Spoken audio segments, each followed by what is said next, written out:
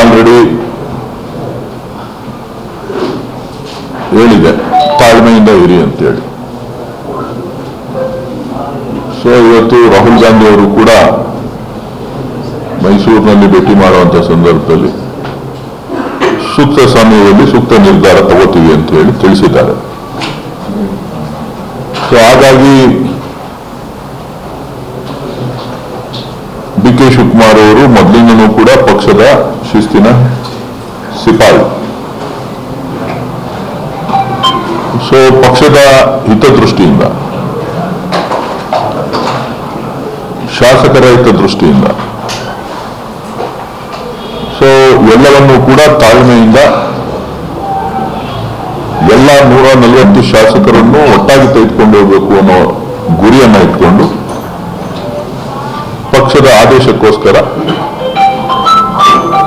ಕಾಯ್ತಾ ಇದ್ದಾರೆ.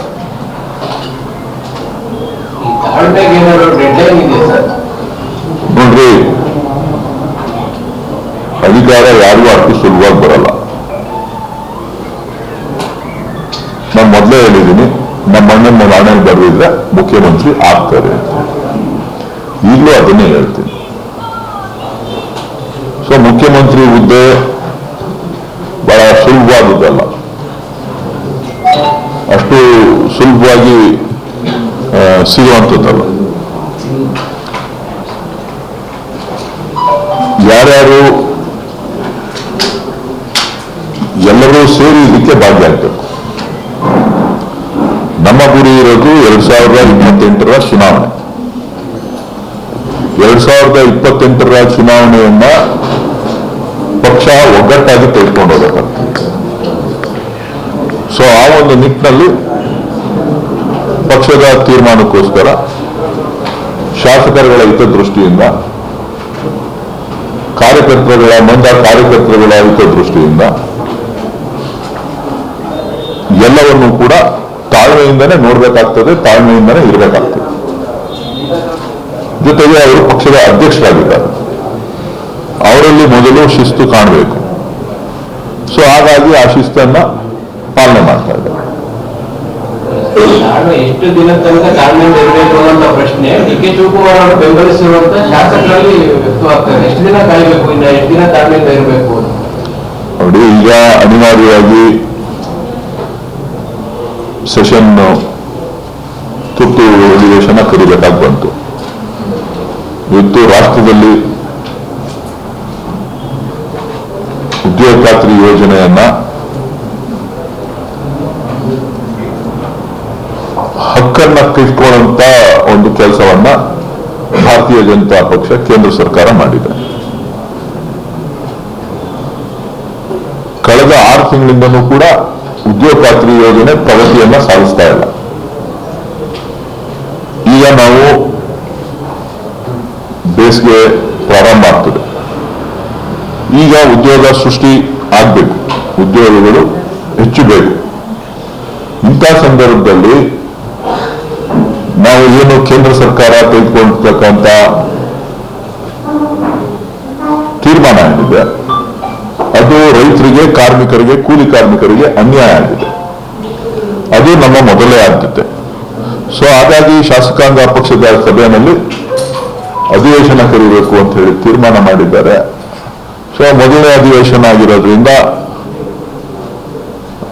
ಏನು ರಾಜ್ಯಪಾಲರ ವಂದನೆ ಸಲ್ಲಿಸುವಂತ ನಿರ್ಣಯ ತಗೋಬೇಕಾಗುತ್ತೆ. ಜೊತೆಗೆ ಮನ್ರೇಗಾದಲ್ಲಿ ಕೂಡ ವಿರೋಧ ಪಕ್ಷಗಳು ಚರ್ಚೆಗೆ ಬನ್ನಿ ಅಂತ ಕರೀತಾ ಇದ್ರು. ಸೊ ಇವರು ಕೂಡ ಚರ್ಚೆಗೆ ಸಿದ್ಧ ಇದ್ದೀನಿ ಅಂತ ಹೇಳಿದ್ರು. ಕಾಂಗ್ರೆಸ್ ಪಕ್ಷ ಕೂಡ, ಸರ್ಕಾರ ಕೂಡ ಸಿದ್ಧ ಇದೆ ಅಂತ ಹೇಳಿದ್ರು. ಸೊ ಇದೆಲ್ಲ ಆದ್ಮೇಲೆ ಏನ್ ತೀರ್ಮಾನ ಮಾಡ್ತಾರೆ ಕಾದ್ ನೋಡೋಣ. ಸರಿ, ನಾಯಕತ್ವ ಬದಲಾವಣೆ ಆದ್ರೆ ಒಂದು ವರ್ಗದ ಓಟ್ ಕಾಂಗ್ರೆಸ್ಗೆ ಬರಲ್ಲ, ಈ ರೀತಿ ಬಿಂಬಿಸುವಂತದ್ದು ಒಬ್ಬರಿಂದ ಈ ರೀತಿ ಚರ್ಚೆಗಳನ್ನ ನೋಡಿ. ಯಾವ ವರ್ಗ ಈ ವರ್ಗ ಆ ವರ್ಗ ಅಂತಿಲ್ಲ, ಎಲ್ಲ ವರ್ಗದ ಮತಗಳು ಕೂಡ ಕಾಂಗ್ರೆಸ್ಗೆ ಬೇಕು. ಒಬ್ಬ ರಾಜಕಾರಣಿಗೆ ಒಕ್ಕಲಿಗ ಓಟು ಬೇಕು, ಲಿಂಗಾಯತ ಓಟು ಬೇಕು, ಪರಿಷ್ಠ ಜಾತಿ ಓಟು ಬೇಕು, ಪರಿಷ್ಠ ಪಂಗಡ ಓಟು ಬೇಕು. ಹಂಗೇಳ್ಬಿಟ್ಟು ಒಬ್ಬರಿಗೆ ಓಲೈಸ್ಕೊಳ್ಳುವಂಥದ್ದೇನಿಲ್ಲ. ಎಲ್ಲರ ಓಟು ಮತಗಳು ಕೂಡ ಬಹಳ ಮುಖ್ಯ ಆಗ್ತದೆ. ಸೊ ಎಲ್ಲೋ ಒಂದು ಕಡೆ ಇದು ರಾಷ್ಟ್ರಕ್ಕೆ ರಾಜ್ಯಕ್ಕೆ ಅಭಿವೃದ್ಧಿಗೆ ಕುಂಠಿತ ಆಗುವಂತ ಬೆಳವಣಿಗೆಗಳು ಯಾವುದು ಈ ಜಾತಿ ಮೇಲೆ ನಡೆಯುವಂತ ರಾಜಕಾರಣಗಳು. ಸೊ ಶಿವಕುಮಾರ್ ಅವರು ಯಾವತ್ತೂ ಕೂಡ ಪಕ್ಷಕ್ಕೆ ನಿಷ್ಠರಾಗಿದ್ದಾರೆ ಹೊರತು ವ್ಯಕ್ತಿಗೆ ನಿಷ್ಠರಾಗಿಲ್ಲ. ಅವರು ಪ್ರತಿ ಭಾಷಣದಲ್ಲೂ ಕೂಡ ಹೇಳ್ತಾನೆ ಇರ್ತಾರೆ, ನಾನು ಪಕ್ಷಕ್ಕೆ ನಿಷ್ಠೆಯಿಂದ ಇದ್ದೇನೆ ಅಂತ ಹೇಳಿ. ಕೆಲವರು ವ್ಯಕ್ತಿಗೆ ನಿಷ್ಠೆಯಿಂದ ಇರ್ತಾರೆ, ಸೊ ಕೆಲವರು ಅಧಿಕಾರಕ್ಕೋಸ್ಕರನೇ ಇರ್ತಾರೆ.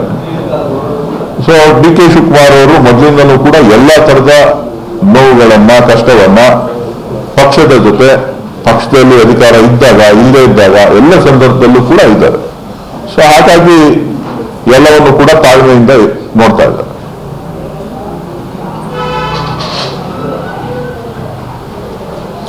ಏನ್ ಪಂಚಾಯತಿ ಚೇರ್ಮನ್ಗಳೇ ಬಿಡಲ್ಲಪ್ಪ ನಾವು ಮಾಡಿದ್ದು ಚೇರ್ಮನ್ಗಳು. ಹಣ ಮದುವೆ ಆಗೋಗ್ಲಿ ಅಂತಾನೆ,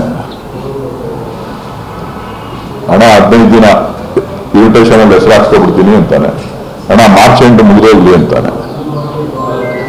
ಸೇರ್ಕೋಬೇಕಾದ್ರೆ ಚೇರ್ಮನ್ ಆಗ್ಬೇಕಾದ್ರೆ 3 ದಿನ ಕೊಟ್ಬಿಡು ನಾನು ಮಾಜಿ ಅನ್ಸ್ಕೊಬಿಡ್ತೀನಿ ಅಂತಾರೆ.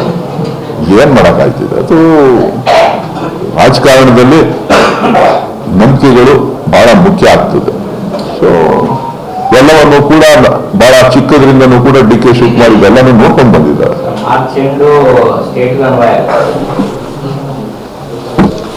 ನಾನು ಹಂಗೆ ಹೇಳಿಲ್ಲ, ಹಳ್ಳಿಲಿ ನಡೀತಾ ಇರುವಂತ ಬೆಳವಣಿಗೆಗಳನ್ನ ನಿಮ್ ಗಮನಕ್ಕೆ ತಂದೆ. ನಾನು ಹಂಗನ್ನಪ್ಪ, ದಯವಿಟ್ಟು ಹಂಗನ್ಲೇ ಇಲ್ಲ, ಹಂಗೇನೇನೋ ಅಂತ ಇದ್ದೀನಿ. ನಮ್ಮೂರಲ್ಲಿ ನಡೆಯುವಂತ ವ್ಯವಸ್ಥೆ ನಾನು ಹೇಳಿದೆ. ಈಗ ನಾವೆಷ್ಟೋ ಜನ ಚೇರ್ಮನ್ಗಳು ಮಾಡಿರ್ತೀವಿ. ಈ ಚೇರ್ಮನ್ರು ಕ್ಯಾಟಗರಿಗಳಾಗೋದ್ಮೇಲೆ ಎಲ್ಲರೂ ಚೇರ್ಮನ್ ನಿಂತ್ಕೊಳ್ಳುವಾಗ ನಾವು ನಿಂತ್ಕೊಳ್ಳಲ್ಲ ಅಂತಾರೆ, ಲೇಡೀಸ್ ನಮ್ಗೆ ಬೇಡ ಅಂತಾರೆ. ಚೇರ್ಮನ್ ಬಂದ್ಬಿಡ್ತು ಅಂತ ಅಂದ್ರೆ ನಮ್ಗೆ ಬೇಕೇ ಬೇಕು ಅಂತಾರೆ. ಸೊ ಹಂಗಾಗಿ